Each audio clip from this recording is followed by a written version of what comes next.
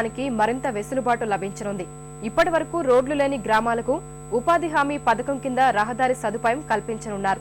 ప్రధానంగా SC ST ఆవాసాలు, ఇందిరమ్మ గృహ సముదాయాలకు ఇందులో ప్రాధాన్యం లభించనుంది. జాతీయ గ్రామీణ ఉపాధి హామీ పథకం కింద ఎస్సీ ఎస్టీ కాలనీల్లో రహదారులు, మురుగు కాలువల నిర్మాణం చేపట్టనున్నారు.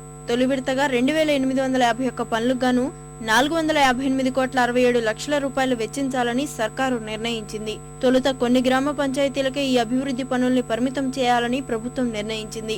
బ్లాకుల ప్రాతిపదికగా ప్రతి బ్లాకుకు 3 గ్రామ పంచాయతీల్లో పనులు మంజూరు చేస్తారు. పని కూడా పంచాయతీ ఆధ్వర్యంలోనే జరుగుతోంది.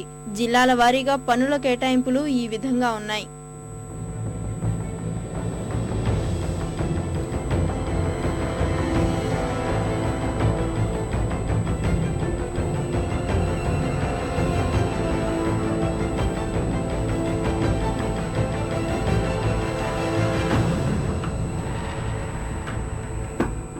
ఉపాధి హామీ పథకంలో గుత్తేదారులకు అవకాశం లేకపోవడంతో ఎస్సీ ఎస్టీలకే ఈ పనులను అప్పగిస్తారు. అయితే ముందస్తుగా వారు ఈ మొత్తాన్ని భరించడం కష్టమేనని గ్రామీణాభివృద్ధి శాఖ భావిస్తోంది.